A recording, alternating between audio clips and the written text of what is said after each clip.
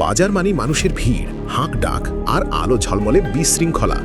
কিন্তু কখনো ভেবেছেন সেই ভিড়ের মধ্যেই যদি হঠাৎ মৃত কারো চোখ আপনাকে খুঁজে নেয়? রাত নামার পরও শহরের পুরনো বাজারটা আজ কেমন অস্বাভাবিক জমজমাট। দীপক দরকারি কিছু জিনিস কিনতে ঢুকলো বাজারের ভেতরে। চারপাশে মানুষের ঠেলাঠেলি, বিক্রেতার চিৎকার, সবই স্বাভাবিক মনে হচ্ছিল। কিন্তু হঠাৎ ভিড়ের মধ্যে দাঁড়িয়ে থাকা এক নারীকে দেখে সে থমকে গেল। মুখে আধো আলো, আধো ছায়া, অথচ চোখ দুটো নিথর, নিষ্প্রভ, একেবারে মৃতের মতো। দীপক চোখ সরাতে চাইছিল, কিন্তু পারল না। সেই দৃষ্টি যেন তাকে আটকে রাখল। হঠাৎ বাজারের শব্দ মিলিয়ে গেল।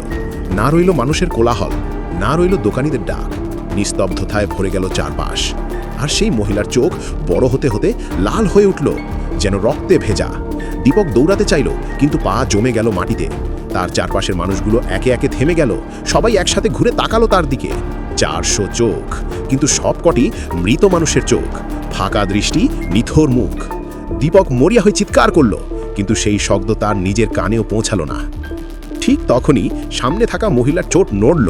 শীতল স্বরে ফিসফিস করে বলল, তোর পালা এসেছে। এক মুহূর্তের মধ্যে বাজারের আলো নিভে গেল, আর দীপক হারিয়ে গেল ভিড়ের ভেতরে।